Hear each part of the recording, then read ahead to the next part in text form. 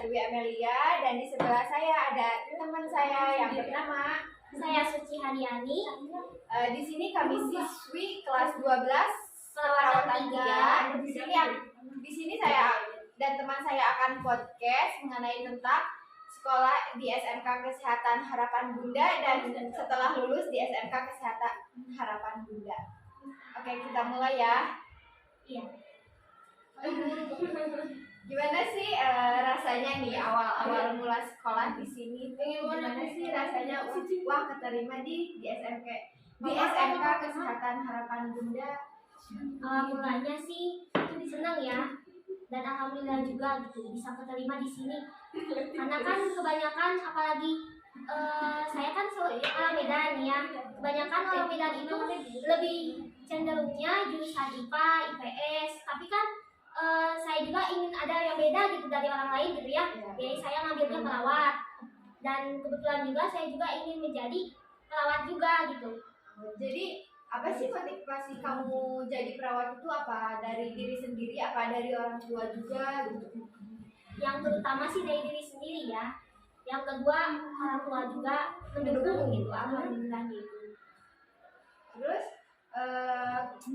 setelah sekolah di sini nih kan hampir mau lulus nih Iya. Terus kan pasti ada kemarin nih kita sekolah nih sempat COVID nih. Gimana sih rasanya sekolah di rumah itu? Lebih enak di sekolah apa di rumah gitu?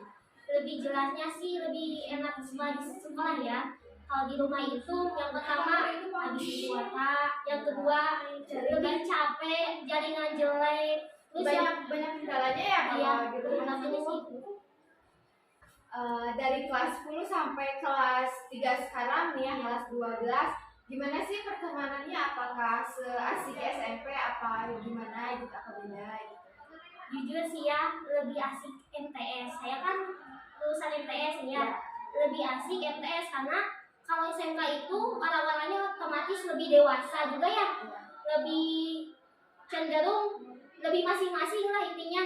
Kalau misalnya MTS itu kan pasti lebih akrab, berbarengan iya berbarengan banget itu mah. Enggak berkumpul di sini, berkumpul di sana. Iya, kalau di SMK ini lebih kurang sih pertemanannya.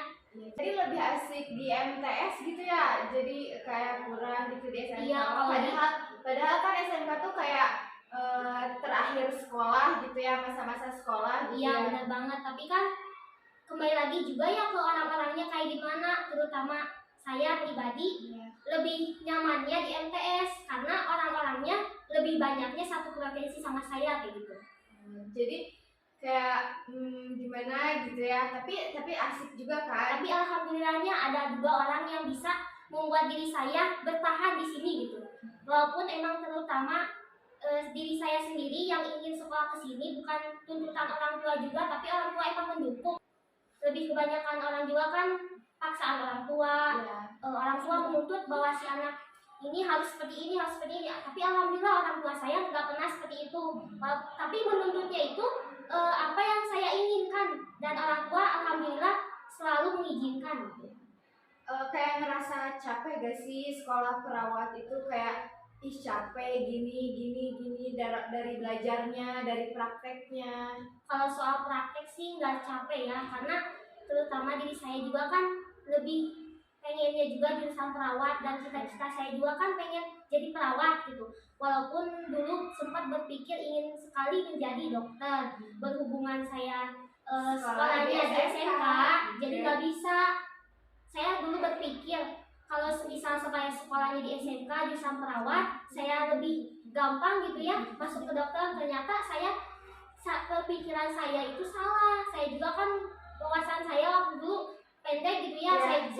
Jadi gak mikir panjang. Iya gitu. Saya juga ngerasa bahwa diri saya juga ada gitu skill di perawat itu. Jadi kalau soal aspek sih ya emang jujur saya belum menguasai. Tapi semua orang juga kan harus ada peningkatan ya. Iya, ada prosesnya. Nggak semua orang kayak gitu terus gitu ya. Pasti mulai dari nol kan. Iya. Terus nih ada praktek kerja lapangan gak sih selama di SMK ini? Ada sih. Berapa bulan, terus kayak di mana aja gitu? 3 bulan. Yang pertama saya dapatnya di rumah sakit, yang kedua di puskesmas, yang ketiga di panti jompo. Kayak lebih seru di mana sih? Kayak di rumah sakit atau di puskesmas atau di wisma itu lebih seru di mana? Jujur sih saya lebih sukanya di puskesmas karena yang pertama lebih banyak bertemu dengan pasien baru dan orangnya juga nggak itu terus gitu. Iya. Kalau Jadi di kayak bergantian gitu iya, ya. walaupun di rumah sakit ada bergantian pasien, tapi yang disayangkannya itu saya waktu itu di rumah sakit cuma 9 hari karena terpotong PPKM. Kalau di Wisma itu asik sih, seru, tapi saya lebih suka di puskesmas karena kalau di Wisma Kayak lebih capek gitu ya, Iya. capek kayak bangun subuh berangkat, Terus kayak fisik datang tuh kayak memandiin, iya, terus fisik saya dapat yang kadang dapat yang zone. Jadi nih kan udah mau lulus pasti banyak ilmu yang didapat dong. Apa aja tuh yang ilmu yang didapat? terutama sih PTP ya lebih menguasai karena kan Harus ya, cuma kayaknya iya, wajib. inti sebenarnya. Kalau waktu kelas 10 kan kebanyakannya prakteknya di TV karena kan waktu itu nggak ada kepotong PPKM juga, belum corona juga. Kalau pas kelas 11 sih nggak asik sih sebenarnya karena Lebih banyak belajarnya di di rumah. Kalau kelas 12 asik sih karena udah kembali lagi ke Ke sekolah. tapi lebih sedikit prakteknya, Iya. soalnya kan kayak udah praktek kerja lapangan ya. Iya. Habis praktek kerja lapangan tuh ya, Iya. ada sidang, pasti ada sidang kan ya? Iya. Gimana sih perasaannya waktu sidang? Kan enggak individu tuh sidang, pasti berkelompok. Menurut diri saya sih yang pertama kurang sih ya dalam kelompok, kurang keakraban. Karena setiap orang kan pasti pemikirannya berbeda-beda. Enggak sefrekuensi. Iya, jadi susah menyatukan beberapa orang dalam satu otak, susah gitu ya. Jadi kurang asik sih kalau sidang. Tapi kalau pas mendekati sidang, hancur sih hati teh karena yang pertama belum bisa memahami materi. Yang salahnya itu teh waktu pas ngambil kasus, salah ngambil kasus. Jadi nggak Ambil kasus apa? pasca operasi laparotomi kan itu kalau misalnya orang dengar gitu ya pasca operasi itu kan susah gitu ya materinya. Nah itu yang salahnya di situ doang, salah ngambil materi, belum bisa apa-apa udah ngambil jadi gak berpikir panjang. iya karena kan nggak tahu juga, belum belum ada paham. pengalaman juga. Jadi asal-asal ngambil kasus. Iya, soalnya kan di waktu di rumah sakit cuma 9 hari jadi terpepet gitu. Terus kan udah sidang nih, udah PKL, udah sidang, udah selesai sidang kan uji kom nih ya. Gimana tuh uji kom? Deg-degan sih pasti ya, tapi alhamdulillah lancar segimanapun deg-degannya. Gimana tuh pengujinya? Galak sih. Lebih gimana ya, lebih Tegas. orang sih lebih beda gitu ya karena zona merah. Terus kan udah kelas 3 selesai sekolah, mau dilanjut kuliah atau kerja atau gimana? Rencana mau kuliah Gimana? di Stikes Sukabumi. Udah keterima apa belum? Belum karena Senin sekarang pengumumannya. Pengennya keterima apa? Enggak. Terima lah. Pengennya di kampus itu atau pengen di kampus yang lain sih? Kampus itu sih. Jadi udah kayak gak apa-apa keterima juga, soalnya kan pengen di situ gitu ya. Karena orang tua juga alhamdulillah mengizinkan gitu. Enggak harus tuntut kuliah di sini gitu ya. Gimana anaknya? Gimana kitanya gitu ya. Nah, soalnya kan takut gak benar gitu ya kalau gimana orang tua. Yang terakhir nih. Iya, boleh. Kesan dan pesan di sini di SMK apa nih?